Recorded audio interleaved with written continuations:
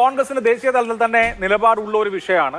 അപ്പോൾ എന്താണ് നിങ്ങളുടെ അഭിപ്രായം എന്ന് ചോദിച്ചാൽ വളരെ ക്ലിയർ ആയിട്ട് കോൺഗ്രസിന്റെ എംപിമാർക്ക് അത് പറയാം എന്നിരിക്കെ ഇന്ന് കൊടിക്കുന്നിൽ സുരേഷ് അടക്കം നാളെ ഞങ്ങളുടെ തീരുമാനം അറിയിക്കാം എന്ന് പറഞ്ഞിരിക്കുകയാണ്. അപ്പോൾ ഒരു സമ്മർദ്ദത്തിലായോ എന്നൊരു ചോദ്യം ഒന്നാമത്തേത്. രണ്ടാമത്തേത്, ഇവിടെ സഭ ചൂണ്ടിക്കാണിക്കുന്ന ചില വിഷയങ്ങൾ ഇപ്പോൾ സെക്ഷൻ 40യുമായി ബന്ധപ്പെട്ട് ചൂണ്ടിക്കാണിച്ചു. ഇപ്പോൾ കേരളത്തിൽ തന്നെ പലയിടങ്ങളിൽ, ഇപ്പോൾ വയനാട് നമ്മൾ ഒരിക്കൽ ചർച്ച ചെയ്തതാണ്, തൃശ്ശൂർ ജില്ലയിൽ ചില പ്രശ്നങ്ങളുണ്ടായി. അങ്ങനെ ഏകപക്ഷീയമായി വഖഫ് സ്വത്താണ് എന്ന് ഡിക്ലെയർ ചെയ്യുകയും പിന്നീട് ഇപ്പോൾ ഈ സ്വത്ത് കൈകാര്യം ചെയ്യുന്ന ആളുകൾക്ക് ട്രിബ്യൂണലുമായി ബന്ധപ്പെട്ട് കേസ് നടത്തേണ്ടി വരികയൊക്കെ ചെയ്യുന്ന സാഹചര്യം മറികടക്കാൻ വേണ്ടി ഇത്തരം കാര്യങ്ങളിലൊക്കെ മാറ്റം വരുത്തുക എന്ന ഒരാവശ്യം വരുന്നുണ്ട്. ഇതിനെ ആ നിലയിൽ വിഷയാധിഷ്ഠിതമായി വഖഫ് ബോർഡിന്റെ കോൺസ്റ്റിറ്റ്യൂഷൻ തുടങ്ങിയ കാര്യങ്ങൾ അംഗീകരിക്കാൻ പറ്റില്ലെങ്കിലും ഇതുപോലെയുള്ള കാര്യങ്ങളിൽ ഒരു എഗ്രിമെന്റിന്റെ പോയിന്റ് കോൺഗ്രസിനും പ്രതിപക്ഷത്തിനും ഉണ്ടാവുമോ?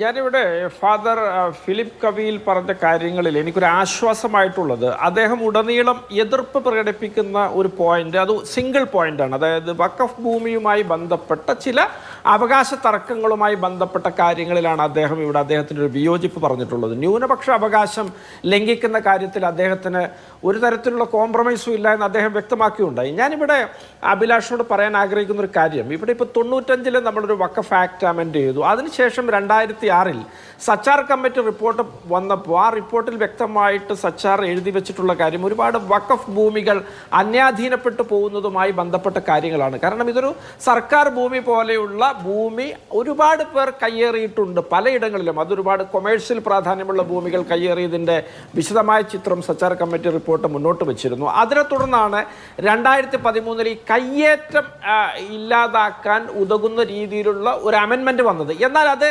ചിലയിടങ്ങളിൽ ഈ മുനമ്പം പോലുള്ള വിഷയങ്ങളിൽ അവിടുത്തെ ആളുകൾ തദ്ദേശീയരുമായി ബന്ധപ്പെട്ട് അല്ലെങ്കിൽ മുൻകാലത്ത് അവർക്ക് ഭൂമി വിറ്റ ആളുകൾ ഇങ്ങനെ ഒരുപാട് വിവാദങ്ങൾ ഇതുമായി ബന്ധപ്പെട്ട് വന്നു എന്നുള്ളത് നമ്മൾ പരിഗണിക്കുന്നു. തീർച്ചയായിട്ടും ഇത്തരത്തിലുള്ള വിവാദങ്ങളുമായി ബന്ധപ്പെട്ട വിഷയങ്ങളിൽ തർക്കങ്ങൾ ഒഴിവാക്കി ആളുകൾക്ക് രമ്യമായി മുന്നോട്ട് പോകാനുള്ള ഇടപെടലുകൾ ഉണ്ടാകണമെന്ന് ആത്മാർത്ഥമായിട്ട് ജനാധിപത്യ മതേതരവാദിയായ ഒരു പൗരൻ എന്ന നിലക്കുകൂടി ഞാൻ ആഗ്രഹിക്കുന്നുണ്ട്. എന്ന് കരുതി വഖഫ് ബോർഡ് എന്നാൽ ഏതൊരു ഭൂമിയിലും അവകാശം സ്ഥാപിക്കാൻ പറ്റുന്ന ഒരു കിരാത രൂപമാണ് എന്നൊരു സങ്കല്പം, എന്നൊരു തെറ്റിദ്ധാരണ പ്രചരിച്ചിട്ടുണ്ട്.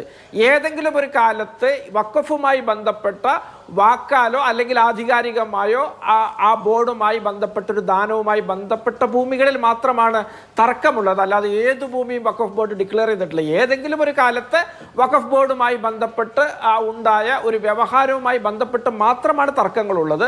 തീർച്ചയായിട്ടും മുനമ്പം ഭൂമിയും 1960-കൾ തൊട്ട് വ്യവഹാരങ്ങളിലുണ്ട്. ആ ഭൂമി അതായിരിക്കും ഇവർക്കൊക്കെ ഒരു തെറ്റിദ്ധാരണ ഉണ്ടാക്കിയത്. അത്തരം തെറ്റിദ്ധാരണകൾ മുൻനിർത്തി അത് മാറ്റി എല്ലാവർക്കും ഒരു വിൻ വിൻ പോളിസിയിലുള്ള ചില ആ മാറ്റങ്ങൾ സ്വാഭാവികമായിട്ടും വരട്ടെ എന്നുള്ളതിൽ എന്നെ സംബന്ധിച്ച് വ്യക്തിപരമായിട്ട് എനിക്ക് അനുകൂല അഭിപ്രായമാണുള്ളത്. പക്ഷേ ഇതെന്ന് പറഞ്ഞാൽ ഈ നിയമം BJP മുന്നോട്ട് കൊണ്ടുവരുന്നത് നിങ്ങൾ ഉദ്ദേശിക്കുന്ന പോലെ നിർദോഷകരമായിട്ടല്ല. ഇത് 1938 ഹിറ്റ്ലർ അവിടുത്തെ സിനഗോഗുകൾ പൊളിച്ചു മാറ്റാൻ ക്രിസ്റ്റാലൻ ചട്ടി എന്നൊരു നിയമം കൊണ്ടുവന്നിട്ടുണ്ട്. ഗസ്റ്റോയിസേഷൻ നിയമം വന്നിട്ടുണ്ട്.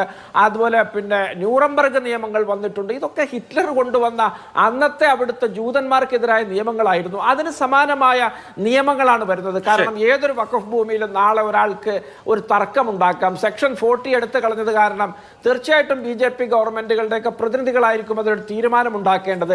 ഇപ്പോൾ തന്നെ മുസ്ലിങ്ങളുടെ 1.25 ലക്ഷത്തിലധികം വീടുകൾ ഇടിച്ചു പൊളിച്ച് കളഞ്ഞൊരു സർക്കാരാണിത്. ആയിരക്കണക്കിന് പള്ളികളും അതുപോലെ തന്നെ ചർച്ചുകൾ ഉൾപ്പെടെ ഇടിച്ചു പൊളിച്ച സംസ്ഥാന സർക്കാരുകളാണ് ഉത്തരേന്ത്യയിൽ ഭരിക്കുന്നത്. അവർക്കൊക്കെ ഒരു പൂമാല കിട്ടുക, അവർക്കൊക്കെ ആ കോണി കയറുന്നതിന് പകരം ഒരു തളപ്പ് കിട്ടുക എന്നുള്ളതാണ് ഈ നിയമം ഉണ്ടാക്കാൻ പോകുന്ന ആളുകളുടെ പിന്നിലുള്ള വിവക്ഷ. ഇതൊരുപാട് പള്ളികളെയും ഒരുപാട് ദർഗകളെയും വിശ്വാസ സ്തംഭങ്ങളെയും സൂക്തങ്ങളെയും ഒക്കെ ഇവിടെ തവിട് പൊടിയാക്കാനുള്ള നിയമപരമായ ഒരു അധികാരമാണ്. മാത്രമല്ല വഖഫുമായിട്ട് ബന്ധപ്പെട്ട് തർക്കങ്ങളിലുള്ളവർ മുനമ്പത്തെ സാധാരണക്കാരായ മനുഷ്യർ മാത്രമല്ല. ഇവിടെ ITC വിൻസ്റ്റർ ഹോട്ടലുണ്ട്. അതുപോലെ തന്നെ ടോളിഗഞ്ച് സാൾട്ട് ലേക്ക് പോലെയൊക്കെയുള്ള സ്റ്റേഡിയങ്ങളും ഗോൾഫ് കോർട്ടുകളും ഒക്കെ വഖഫ് ബോർഡുമായിട്ട് വ്യവഹാരത്തിലുള്ളതാണ്. വഖഫ് ട്രിബ്യൂണലാണ് അന്തിമ വ്യവഹാരം വ്യവഹാരത്തിന് തീർപ്പ് കൽപ്പിക്കുന്നവരെന്നൊരു തെറ്റിദ്ധാരണയുമുണ്ട്. ഈ രാജ്യത്തിന്റെ സുപ്രീം കോടതിയിലും ഹൈക്കോടതിയിലും ഒക്കെ ഇങ്ങനെ വലിയ വലിയ വമ്പന്മാരും വഖഫ് ബോർഡുകളും തമ്മിലുള്ള സിവിൽ കേസുകൾ നിലവിലുണ്ട്. അവർക്ക് കൂടി അനുകൂലമാകുന്ന ഒരു നിയമത്തിനെയാണ് ഇത്തരത്തിലുള്ള ചില മതവിശ്വാസികളെയൊക്കെ തെറ്റിദ്ധരിപ്പിച്ച് ഒറ്റപ്പെട്ട സംഭവങ്ങൾ സാമാന്യവൽക്കരിച്ചുകൊണ്ട് BJP-ക്കാർ ആയുധമാക്കാൻ ശ്രമിക്കുന്നത്. അതുകൊണ്ട് അത്തരത്തിലുള്ള കാര്യങ്ങളിൽ വീണു പോകരുത് എന്നുള്ളതാണ് എല്ലാ മതവിശ്വാസികളോടും വ്യക്തിപരമായി എനിക്ക് അഭ്യർത്ഥിക്കാനുള്ളത്. വളരെ കൃത്യമായി BJP-യുടെ രാഷ്ട്രീയ അജണ്ടകളാണ് ഈ നിയമത്തിലുള്ളത്. അത് 1930-കളിലെ ഹിറ്റ്ലറിന്റെ രാഷ്ട്രീയ അജണ്ടയാണ് എന്നുള്ളതാണ് കോൺഗ്രസ് പ്രയോഗിക്കുമ്പോൾ എത്രമാത്രം രൂക്ഷതയായിരിക്കും ഉണ്ടാവുക എന്ന് കാത്തിരുന്ന് കാണാം. ശരി, ഓക്കെ.